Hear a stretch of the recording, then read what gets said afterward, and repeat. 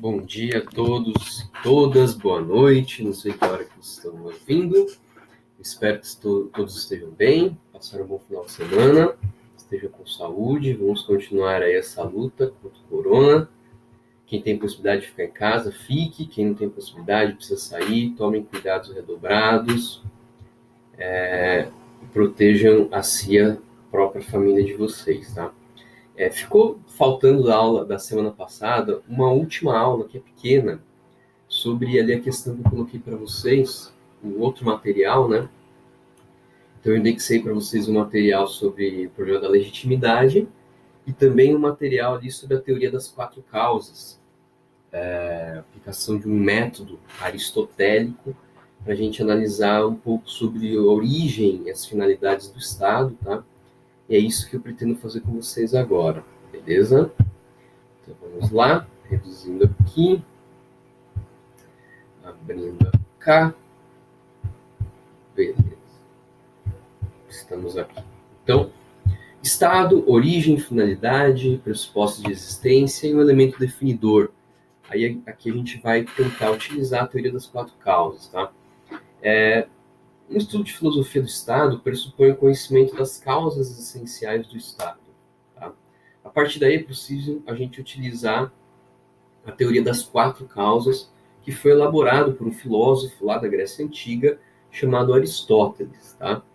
Em síntese, em apertada síntese, em apertado resumo, o Aristóteles ele tem uma matriz de conhecimento empirista. Não vou entrar nessa questão filosófica, porque a gente não tem tempo para isso, mas remeto aí vocês a questionar o professor Paulo, que tem um conhecimento melhor sobre filosofia.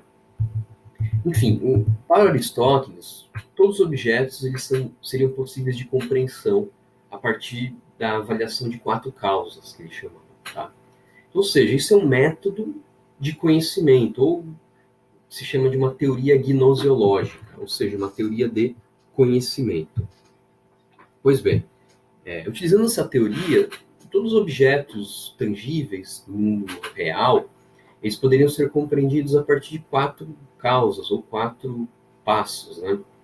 Primeira, a causa eficiente, onde se procura descobrir a origem daquele objeto. A causa final, onde se procura avaliar a finalidade daquele objeto.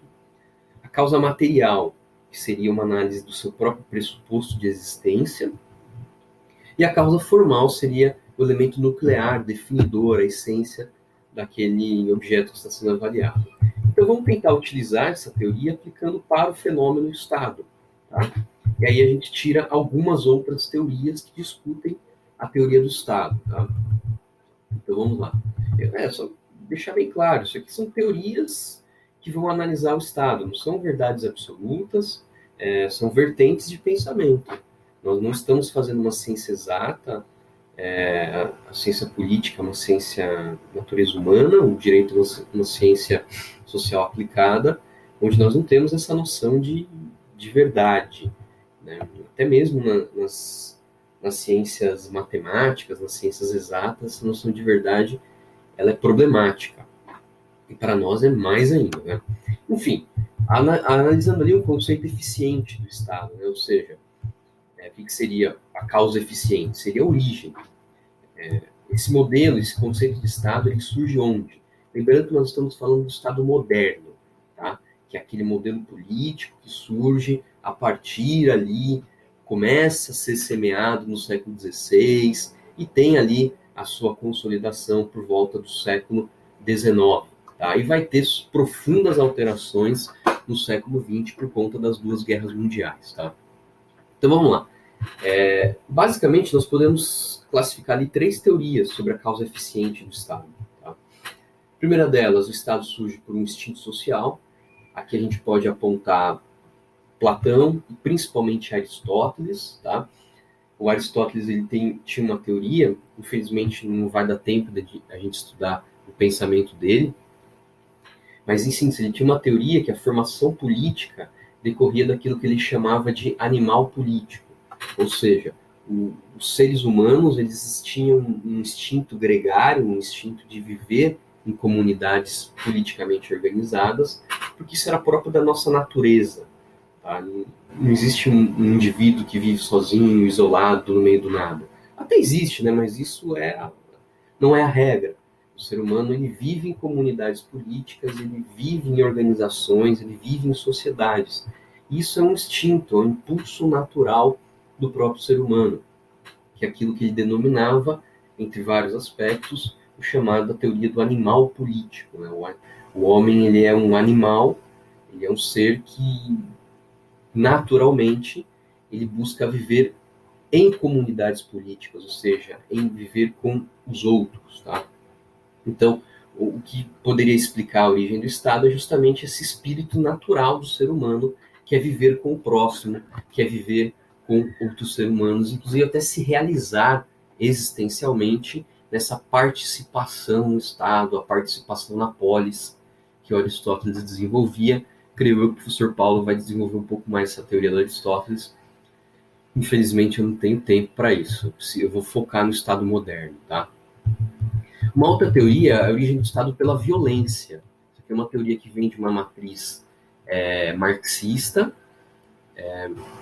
que parte da concepção que o Estado moderno ele surge, em verdade, como uma imposição daquelas classes detentoras dos meios de produção, ou seja, aquelas classes capitalistas que detêm os meios de produção, em síntese, aquela classe que detém a fábrica, o dono da fábrica, o dono dos meios de produção. E essa classe, por ser a mais forte, ela se une e ela meio cria o Estado como uma forma de se proteger politicamente, tá? Essa seria uma teoria, então, que o Estado surge da violência imposta por essa classe, que é a classe econômica, que controla a sociedade, e o Estado é simplesmente aquilo que a teoria diz, é simplesmente a superestrutura, né? A infraestrutura é a economia, e essa infraestrutura capitalista é que molda a superestrutura, e dentro dessa superestrutura nós temos a figura do Estado. Ou seja, nessa linha o Estado surge tão somente como a imposição da violência dessa classe economicamente controladora, tá? A terceira teoria seria a teoria da origem contratual do Estado.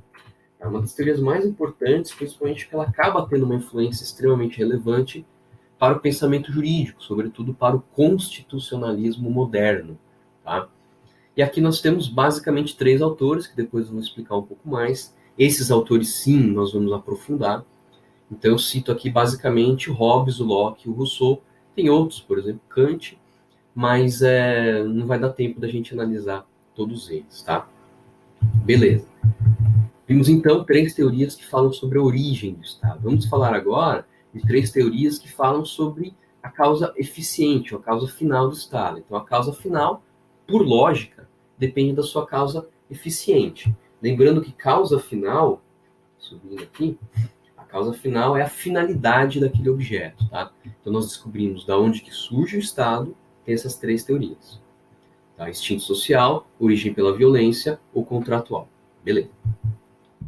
Agora a gente precisa saber qual é a finalidade do Estado. A finalidade do Estado, ela vai depender justamente da sua teoria de origem, tá? Então, se a gente partir da teoria de origem que o Estado surge por um instinto social, aquela lá do Aristóteles, o objetivo do Estado, o objetivo da organização política é manter a unidade política de um determinado povo, tá? Esse seria o principal objetivo do Estado, manter essa unidade política. Se a gente partir inclusive na teoria do Aristóteles, como eu disse anteriormente, o homem é um animal político, ele se realiza existencialmente pela participação na polis, pela participação na política. Isso é uma condição inerente do próprio ser humano, tá? Partindo da perspectiva da segunda teoria ali, a teoria da violência, de matriz marxista, a finalidade do Estado é tão somente proteger aquela classe econômica detentora dos meios de produção. Então, o Estado ele foi criado, imposto por essa classe, e a sua finalidade é justamente proteger, do ponto de vista político e jurídico, essa classe economicamente superior daquela classe que não tem os meios de produção. Enfim, o Estado seria um mecanismo para a proteção e a preservação da classe burguesa, que é a chamada classe que detém os meios de produção, os capitalistas, em sentido amplo, o empresariado, tá? O empresariado. E, por fim, a teoria do ponto de vista da origem contratual, né? Então, se o Estado ele surge por um pacto, por uma vontade entre os indivíduos, um contrato, aí aqui basicamente a gente tem esses três autores, que eu vou falar bem rapidamente, depois a gente vai se aprofundar sobre eles, tá? Se a gente ir na linha do pensador Thomas Hobbes, a finalidade do Estado, que ele considera um Deus mortal, é garantir a paz e a segurança dos indivíduos. Depois a gente vai aprofundar essa teoria. Se a gente partir da perspectiva de John Locke, um outro teórico contratualista, a finalidade do Estado é garantir a propriedade dos indivíduos. E para esse autor, propriedade significa um conjunto de direitos que aí abrange a vida, a liberdade e os bens. Tá? Então, para John Locke, o objetivo do Estado é garantir a propriedade dos indivíduos. E nesse conceito de propriedade é um conceito mais alargado, onde ele engloba tanto a proteção à vida, quanto a proteção à liberdade, quanto a proteção aos bens materiais. Tá? E por fim, ali, a gente pode citar o Rousseau, Jean-Jacques Rousseau, onde ele diz que a finalidade do Estado é garantir a liberdade dos indivíduos, ou seja, aquilo que ele chama a manifestação da vontade geral.